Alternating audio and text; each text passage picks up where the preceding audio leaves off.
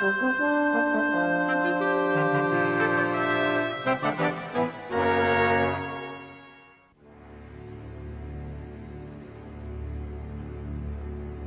Federal Reserve System virtually controls the nation's monetary system. Yet it is accountable to no one. It has no budget, it is subject to no audit, and no congressional committee knows of or can truly supervise its operations.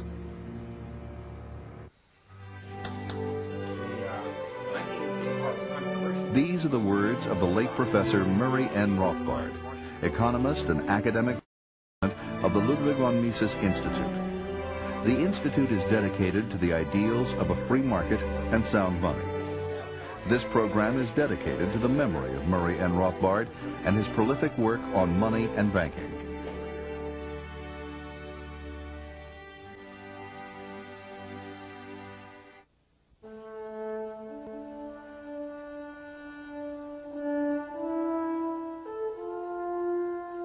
For more than 20 years, the living standards of middle-class Americans have steadily declined. Incomes have remained flat or fallen, and the opportunities and security we once took for granted have begun to fade. For most families, one income no longer pays the bills. It requires two or more incomes to afford a home, pay medical and child care expenses, and put children through school. Unless present trends change, young workers are unlikely to ever live as well as their parents. Good jobs with a future are harder to come by. Education doesn't count for what it once did. Taxes continue to rise, while Social Security is going bankrupt. Private pensions are no longer reliable. Economic volatility and uncertainty are on the rise. Politicians espouse numerous theories about the cause of this country's economic woes. Seldom, however, do these officials look below the surface. The roots of our economic ills can be traced to central banking and our present monetary system. The Federal Reserve claims to manage our money. Instead, it makes our money worth less and less every day. It has generated continuous and worsening business cycles and lowered our living standards. It's really no different from a burglar in your house wanting to steal your money. That's what the Federal Reserve does. It depreciates your savings, it takes away your economic security, and it ought to be treated as an institution that does that rather than something of alleged benefit. Money is supposed to serve as a reliable standard of economic value, not a source of instability. Until we restore sound money and take away the government's ability to debase it, we have little hope of restoring the freedom and prosperity that made America great. And we really have a choice of what we want in money. Do we want money that's going to be losing its value every year, or do we want money that's going to be gaining in value? If you are happy with your money losing value, then you want the present system. If you want money to increase in value, then you want a gold standard. What is money? As the good that makes exchange possible, it's the foundation of every economic activity. In the earliest times, people traded goods and services directly. This form of exchange is known as barter. That is, if a fishing tribe desired to have maybe wheat, which they themselves did not produce, they would seek out other individuals that produced wheat, and then they would exchange their fish. But barter had limitations in the marketplace. Well, actually, people perceived pretty quickly problems with that direct exchange. If you wanted, for example, fish, and you had wheat, but the people who had fish didn't desire the wheat, you were stuck, okay? Unless you went out and found some other good, possibly berries, that everyone in that society consumed. Then you would trade your wheat for the berries in full confidence then that you could turn around and trade the berries for the fish or anything else that you desired. Eventually, the most widely accepted goods in a society became valued for their use in indirect exchange. Money is simply another name for the most generally accepted medium of exchange.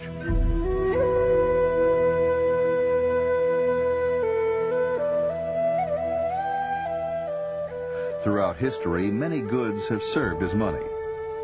Feathers from the Quetzal bird were used for exchange by the Mayan Indians up to the 15th century in Central America. Tea leaves compressed into bricks were traded in East Asia through the 1800s. Wampum shells were money to North American Indians, while early American colonists traded beaver pelts, which had a high value both at home and abroad. Metal coins first emerged in Greece and Asia Minor during the 7th century BC. Gold and silver were valued for their use in beauty and jewelry and the decorative arts. They were durable, easily divisible, and limited in supply. These precious metals also had a high value-to-weight ratio, making them easily transportable. You might think back, or we can think back to a time when iron was used as money, for example, in Africa. But imagine going into Sears Roebuck and trying to purchase, let's say, a lawnmower for $350. That would take a ton of iron, whereas it would only take an ounce of gold. In 1536, less than 50 years after Christopher Columbus set foot on American soil, a Spanish mint in Mexico City struck the first coins made in the New World. These silver coins eventually found their way into the British colonies. Great Britain's mercantilist policies deliberately tried to keep precious metals out of America, so the Spanish milled dollar became the unofficial currency. It was often divided into 8 pieces for smaller transactions, hence the term pieces of 8, with 1/4 of the coin being 2 bits. In 1792, Thomas Jefferson adopted the dollar as this country's official monetary unit. He looked around, he investigated to see what were the American people using as money, and that was the dollar. And so that's why that dollar became the standard of the United States. And we went onto a gold and silver standard and started minting gold coins with the American Eagle, $10 gold coin. Jefferson, in particular, spoke eloquently of the dangers of paper money. During the War for Independence, the Continental Congress printed vast sums of paper money out of thin air to finance the Army.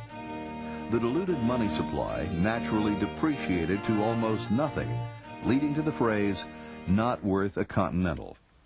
The people who held on to these notes, who tended to be patriotic Americans, concerned about, wanted America to be free of British control, lost everything. Whereas the Tories, who wanted nothing to do with this American government money and immediately got rid of it, were benefited. And Peloton Webster, the first American economist, and others who looked at this saw that this paper money, unbacked by gold, was extremely dangerous. As early as the 16th century in Europe, goldsmiths stored gold coins for their customers for a fee and issued receipts for the gold to the depositor. Thus began the use of paper as money. In other words, if you came in and deposited 10 ounces of gold for safekeeping, you got back receipts in the amount of 10 gold ounces. Okay? And those receipts entitled you to instantaneously redeem that gold.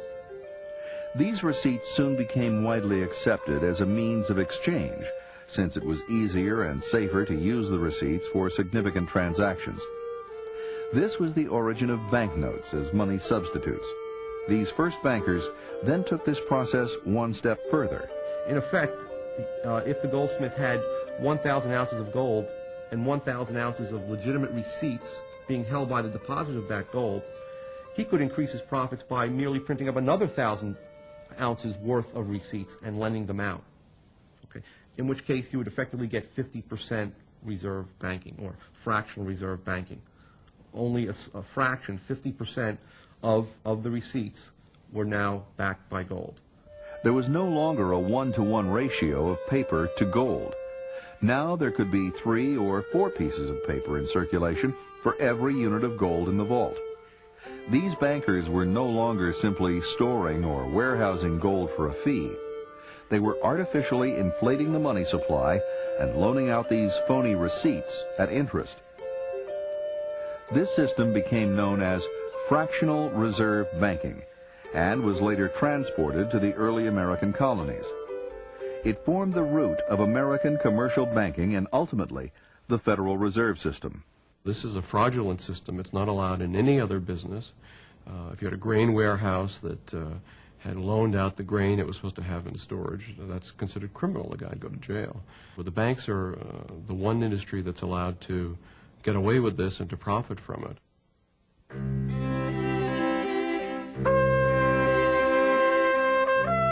Alexander Hamilton became the first Treasury Secretary, and in 1791 set up the first Bank of the United States as America's central bank to expand the supply of paper money for the benefit of the government and the commercial banks.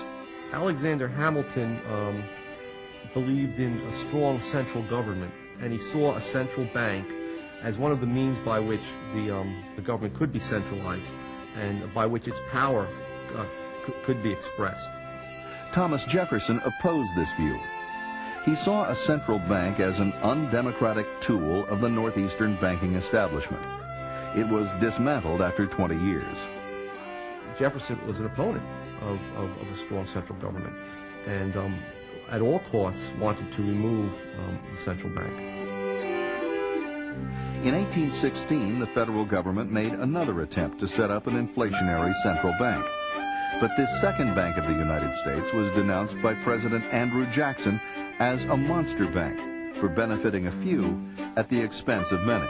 They inflated the money supply, which brought about a boom initially, that is prosperity to the country, followed by a bust. When they stopped inflating the money supply, many businesses that had depended on the low interest rates that were introduced or induced by the initial inflation went out of business. Jackson succeeded in abolishing the second central bank in 1836. But by then, speculators had set up hundreds of new private banks with little or no gold to back the notes they issued. The nation's monetary system became more stable when the United States introduced a gold standard in 1834. The dollar was worth approximately 1/20th of an ounce of gold. The gold standard was understood by the Founding Fathers, by Andrew Jackson and others, as being a money of the people. That is, it was a hard money, a money that could not be tampered with, that could not be inflated to permit government expenditures skyrocketing. But by 1862, Abraham Lincoln needed to fund his invasion of the South. So once again, the government began to print up paper money. Basically, the United States went off the gold standard in order to finance the Civil War. Okay. And you'll find in history that almost every large war, every major war, has involved a departure from the gold standard, because the gold standard puts strict limits on government financing. Lincoln's notes became known as greenbacks because they were printed in green ink rather than the usual black ink on the reverse side. These so-called fiat notes were deemed legal tender by the government, but they were not redeemable in gold. Lincoln, under cover of war, issued tremendous numbers of greenbacks. Gold was still circulating, but people were forced to accept these greenbacks as if they were at par with gold. The government's power to print unbacked paper notes would later become the pillar of the Federal Reserve System.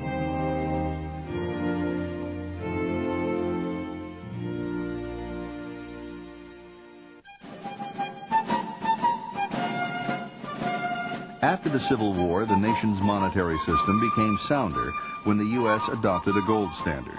We went back on the gold standard in 1879 and had probably the greatest period of growth and of prosperity ever in the country's history. For nearly 20 years, the total output of goods and services grew at an unprecedented rate of 4% per year. The reason being that with a sound money and without the ability to manipulate the interest rate, we had a lot of genuine saving and investment, which then led to more capital goods and higher labor productivity in the United States. In the midst of this prosperity, the big industrialists and financiers were plotting to expand their empires with the help of government.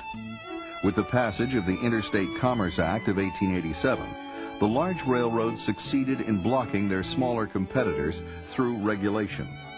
The ICC was put in place in order to protect the railroad owners from competition. Okay? It was not the case that it was going to protect consumers or shippers. In fact, consumers were hurt because ultimately, with higher railroad rates, they were forced to pay higher prices for the goods and services that were shipped across the country. By 1896, they were poised to do the same thing with the banks. Two camps emerged as leaders in this economic war. They were led by J.P. Morgan, the world's most powerful private banker, and John D. Rockefeller, the oil tycoon. Morgan and Rockefeller were great adversaries, but despite their business differences, they both favored a central bank. They wanted cheap credit and an inflated money supply to finance the expansion of their empires. Together, they led the campaign to sell the idea to the American public, which later led to the founding of the Federal Reserve. If the American people got wind of the fact that this bank was not in their interests, okay, if in fact they understood that it was in the interests of the financial elites who would use it to inflate the money supply and in doing so increase their own revenues, there would have been hell to pay. The legislation would have never passed under those conditions. So it had to be sold to the American people as a way of making their currency more elastic. The bank reform campaign received a boost in 1907 when there was a run on some of New York's biggest banks thanks to their fractional reserves. Panic spread among depositors who got wind of the bank's insolvency and tried to withdraw their money. The Knickerbocker Trust failed, and two other institutions went to the brink of bankruptcy despite a $35 million bailout from J.P. Morgan. Wall Street swiftly adopted the fear of bank failures to sell the idea of a central bank, or lender of last resort, to the American public. And so the Federal Reserve was to be the lender of last resort. In case any bank got into trouble, they wouldn't have to worry. They'd get the cash from Washington, D.C. The question is, however, whether it is really desirable to have such a thing as a lender of last resort. The correct position appears to me that every single bank should be responsible for its own debts and contractual obligations. And if banks, through imprudent policy, then go bankrupt, this should not be considered a bad thing, but in fact considered to be a magnificent thing, because bankruptcies, the danger of bankruptcies, is precisely what makes banks adhere to sound policies. Bank runs and failures continued at an alarming rate. In 1908, the National Monetary Commission, headed by John D. Rockefeller Jr.'s father-in-law, Senator Nelson Aldrich, was set up to push for a central bank.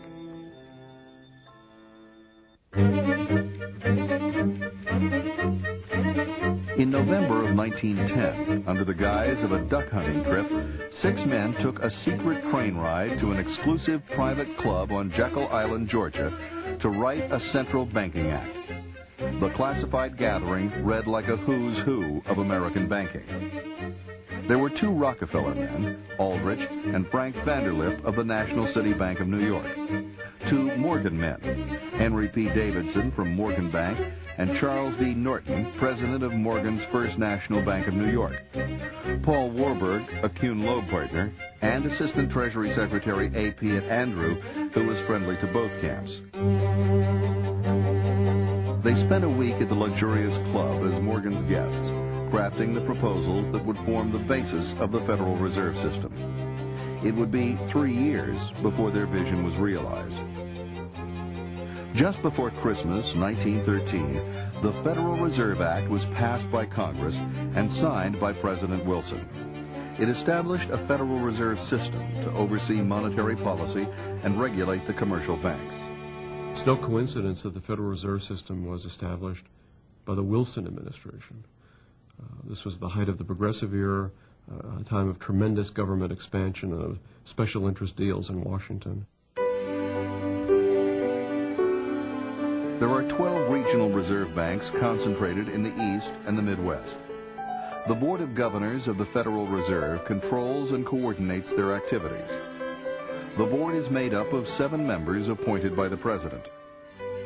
Even though there were 12 regional banks, Wall Street soon ran the show. As president of the New York Fed, Morgan protege Benjamin Strong seized control of the board's open market committee operations. Strong would remain the dominant force at the Fed until his death in 1928. The Federal Open Market Committee, now based in Washington, directs the Fed's most important instrument of monetary policy, the purchase and sale of government securities on the open market. To increase the supply of money and credit, that is, to inflate, the Fed buys government securities from a few hand-picked firms with newly created money. To tighten money and credit, the Fed sells securities. In this, it can act on its own discretion. Every government wants the ability to create new money. Okay? It's an alternative to raising taxes. Taxes, as we said, when they're raised, tend to evoke a lot of resistance among the public. It's much less painless to increase the money supply.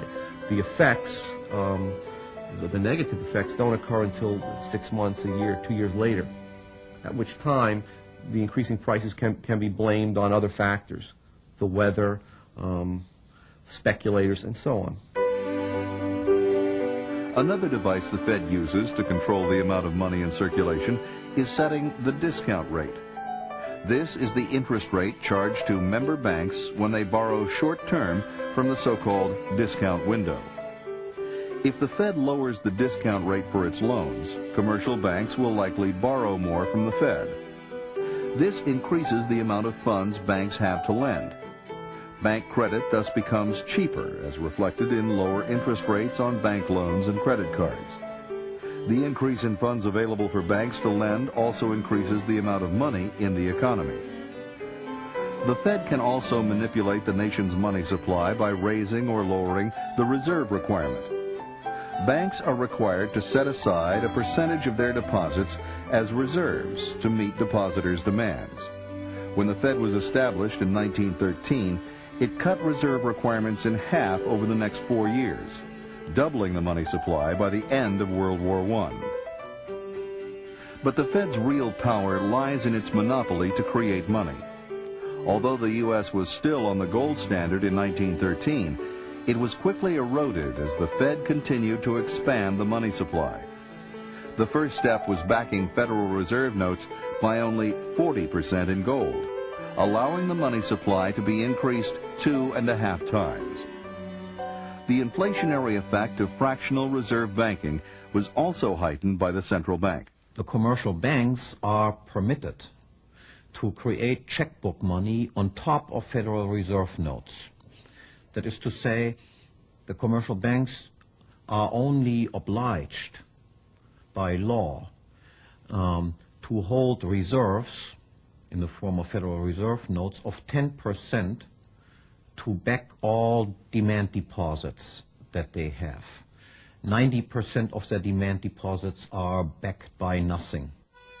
The Federal Reserve System adds another inflationary layer to an already unstable banking system.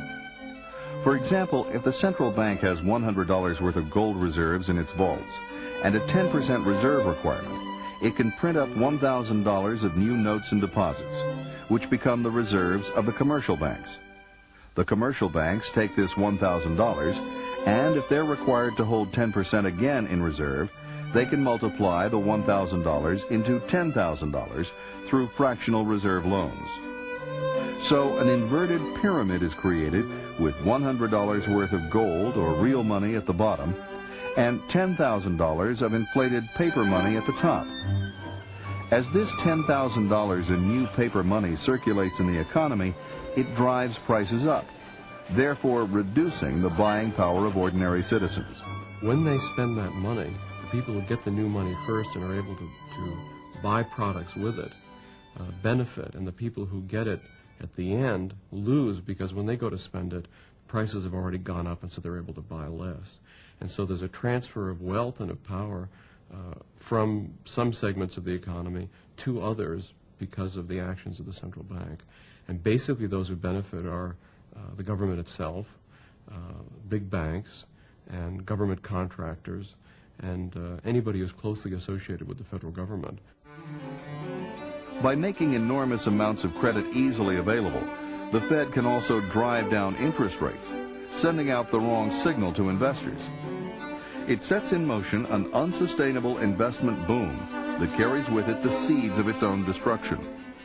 It's this business cycle that is ultimately responsible for economic disasters such as the Great Depression. Soon after the Federal Reserve was established, the U.S. entered World War I. Once again, the government temporarily abandoned the gold standard to print more money to finance the war effort.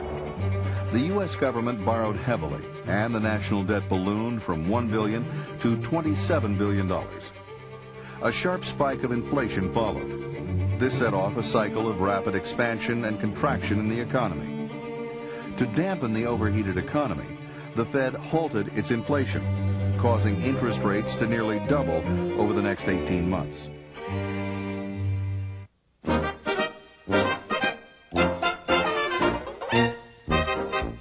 By 1921, the market began to recover. New technology helped to increase productivity. Markets developed for new cars and appliances.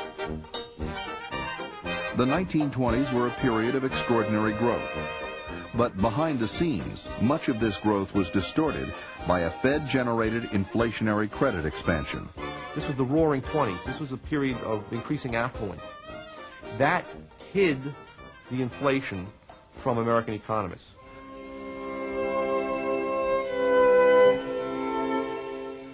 The Fed-generated bubble burst in the Wall Street crash of October 1929. Speculators who had borrowed money to buy shares when bank credit was readily available saw the stock market lose 1/3 of its value. Bank loans totaling $7 billion were outstanding. As the speculators defaulted on their loans, bank failures spiraled and the Great Depression set in. Depositors lost their bank accounts, both their savings deposits and checking deposits. They saw them disappear into thin air.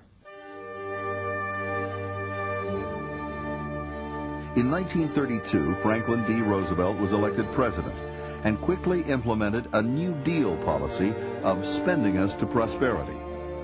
Even though we needed lower taxes and lower spending, his administration would seek unprecedented amounts of money to finance its big government programs. In his inaugural speech on March 4, 1933, Roosevelt vowed to put an end to poverty and the unemployment lines and get people back to work. It didn't work. The Depression got worse, thanks to increased central planning. FDR only succeeded in making the monetary system even less sound.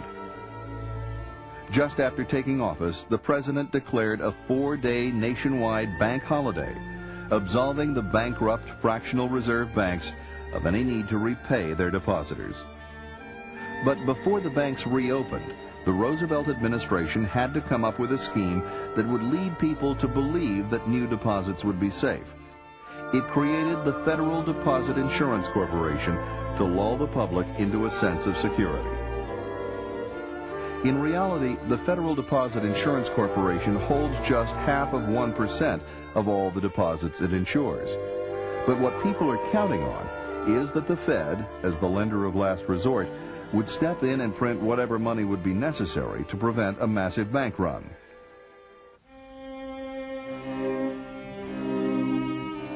By the mid-1930s, control of the Fed by the New York bankers was drawing to a close. The Morgan era ended when President Roosevelt, who was no friend of the Morgans, appointed Mariner Eccles as its governor. Eccles, a Republican from Utah, moved the activities of the Open Market Committee to Washington. President Roosevelt was on hand for the dedication of a new $3.5 million building to house the Fed. I dedicate this building today to progress toward the ideal of an America in which every worker will be able to provide his family at all times with an ever-rising standard of American comfort. 1933 also marked the beginning of the end for the gold standard.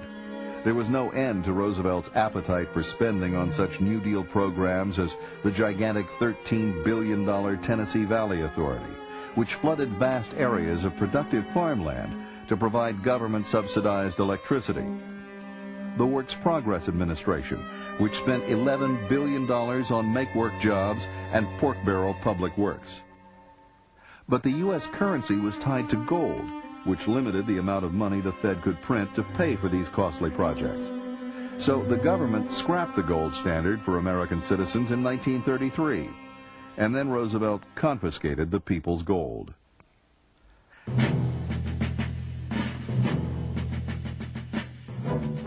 As in World War I, the warring parties in the Second World War abandoned the gold standard to finance the war with central bank-generated inflation.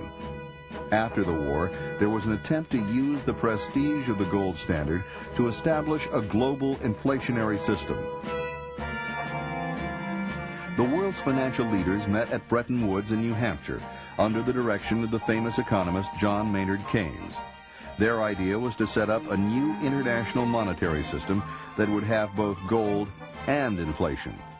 Under this system, the U.S. dollar would be redeemable in gold, but only for foreign official institutions, central banks and foreign governments, at the rate of $35 per ounce. All other currencies would have fixed exchange rates with the U.S. dollar, and they would be redeemable in U.S. dollars. The New York Times editorialist Henry Hazlitt was one of the first to realize that this semi-gold standard would not succeed. Even from the very beginning, it was doomed to failure, and this very outstanding journalist at that time, Henry Hazlitt, predicted it wouldn't work, because he says the temptation will always be that the government will print more money because they will accept these dollars and they won't demand the gold and won't hold the government in check. And he was absolutely right. During the 1960s, the U.S. government was trying to meet the cost of massive social welfare programs at home and the Vietnam War abroad. By printing more money, President Lyndon Johnson believed, the U.S. government could accomplish its goals without raising taxes, which may have caused a taxpayer revolt. In other words, it could have both guns and butter. We will make sure that every dollar is spent with the thrift and with a common sense which recognizes how hard the taxpayer worked in order to earn it. But the more money the U.S. printed, the more it eroded the value of the dollar. Nervous foreigners began redeeming their dollars in gold, as they were entitled to do under the Bretton Woods Agreement. After paying out billions in gold, the U.S. was left with $36 billion worth of outstanding debt to foreign creditors and gold reserves worth just $18 billion. Rather than stop the inflation, in 1971, President Richard Nixon refused to redeem any more dollars. I directed Secretary Connally to suspend temporarily the convertibility of the dollar into gold or other reserve assets, except in amounts and conditions determined to be in the interest of monetary stability and in the best interest of the United States. It was the death knell for the Bretton Woods semi-gold standard, and a triumph for the Federal Reserve. The dollar would no longer have even the illusion of a fixed value against other currencies. It would float against them, causing even more dislocation in foreign trade and massive uncertainties for businessmen. Worse, the final check on dollar creation disappeared, creating endless possibilities for inflation. It's running at more than 300% since 1971, thanks to the Fed's power to create money out of thin air and to insured deposits. No U.S. federal budget has been balanced since it abandoned the gold standard. I don't think that that's something that enhances the efficiency of our economy. I believe that the best money is a market-determined money, okay, such as we had under the gold standard. In order to get back to a market-determined money, the Fed has to be abolished. There is not now, nor has there ever been, any direct control over the Fed by the President or Congress. The meetings of the Federal Reserve Board are held in secret, and nobody knows exactly what goes on. If you watch the business report every night, commentators are constantly speculating about what the Fed might do. All eyes were on Washington today as the Federal Reserve met to decide the future direction of interest rates. Most economists expect the Fed to leave monetary policy unchanged. It has spawned a whole industry of Fed watchers who try to second-guess the Fed. The Federal Reserve has been surrounded by secrecy ever since its planning, its installation, and its operations to the present day. And the reason is because they can't tell the truth. If they told the truth, there'd be a revolution and there'd be a bunch of Americans, they're ready to all toss them out of the building. A recent attempt to open the Fed to public scrutiny came in 1993. The head of the House Banking Committee, Representative Henry Gonzalez of Texas, called for an independent audit of the Fed's operations. He wanted the proceedings of the Open Market Committee videotaped, with detailed minutes released within a week instead of vague summaries issued several weeks later. Gonzalez also proposed that the president choose the 12 heads of the Fed's regional banks instead of powerful bankers. Predictably, Fed Chairman Alan Greenspan resisted the changes. What was surprising was President Bill Clinton's position. He declared the reforms would, quote, run the risk of undermining market confidence in the Fed.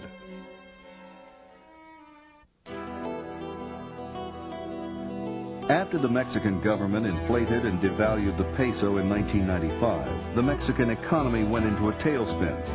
Alan Greenspan lobbied Congress and the Clinton administration for a $52 billion bailout. As it turned out, the Fed's member banks held as much as $26 billion in Mexican debt. With no choice in the matter, American taxpayers and savers paid the bill. The congressmen themselves, from my experience they're pretty naive and they don't understand it. The few that have to, like the chairman of the banking committee, is aware of this and goes along with it, and they continue to perpetuate this myth that the Federal Reserve brings about stability and they do good things for economic growth, even though they're the culprits. They're the ones who have caused all the problems. They're the ones who caused the recession, the unemployment, and the downsizing of business and all the ill effects that we have to witness. But their PR job is excellent because they have convinced most congressmen that they are very necessary to maintain stability and economic growth and all these wonderful things that they claim credit for. It is clear that the United States cannot rely on Alan Greenspan or any other Fed chairman to fight the chronic inflation that has wrecked our savings, distorted our economy, redistributed income and wealth, and brought us devastating booms and busts. Despite the established view, Greenspan, the Fed, and big commercial bankers are not the inflation fighters they pretend to be. The Fed and its allied banks are not part of the solution to inflation and the business cycle. They are the problem itself. To limit chronic inflation and boom-bust business cycles, the currency must be backed 100% by gold. That would remove the Fed's ability to print money, which amounts to no more than legalized counterfeiting. Instead, there would be a monetary system where gold serves to anchor the dollar, rather than the fiat reserves created by the Fed. If we were to establish a real gold standard, the average American family would benefit tremendously. First of all, there'd be more jobs, better jobs, more secure jobs, more business opportunities, no more business cycle, no more recessions and depressions. People's savings would be secure. You wouldn't have to worry if you put away money for your old age that its value would be stolen by the central bank and by the central government as they are today. Under a 100% gold standard, there would be no place for fractional reserve banking. For checking accounts and other demand deposits, the banks would keep reserves on hand to meet depositors' claims. Banks would receive a fee from their customers for keeping their gold. In loan banking, investors would hand over their money for a fixed period of time to earn interest. Once the gold standard is in place, individual bank depositors would always have access to their money, and investors would be kept informed of their balance sheet. And at a national level, a tight rein would be kept on government spending.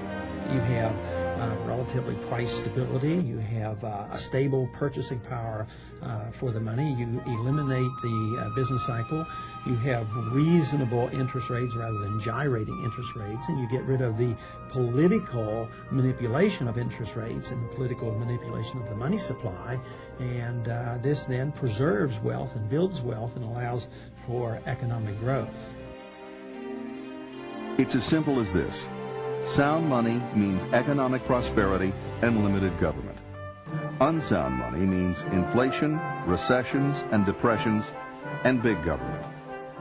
What sort of system do we want for our families? Don't we want prosperity and security that we can hand on to future generations? Transition to a gold standard will not be easy, but as Murray Rothbard put it, the alternative is much worse. Since 1980, the Fed has enjoyed the absolute power to do literally anything it wants. To buy not only U.S. government securities, but any asset whatever. To buy as many assets and to inflate credit as much as it pleases. There are no restraints on the Federal Reserve. The Fed is master of all it controls. For more information on the Federal Reserve, write the Ludwig von Mises Institute, Auburn, Alabama, 36849-5301, or call area code 334-844-2500. Also available from the Mises Institute is The Case Against the Fed, an insightful examination of the Federal Reserve's operations by Murray N. Rothbard.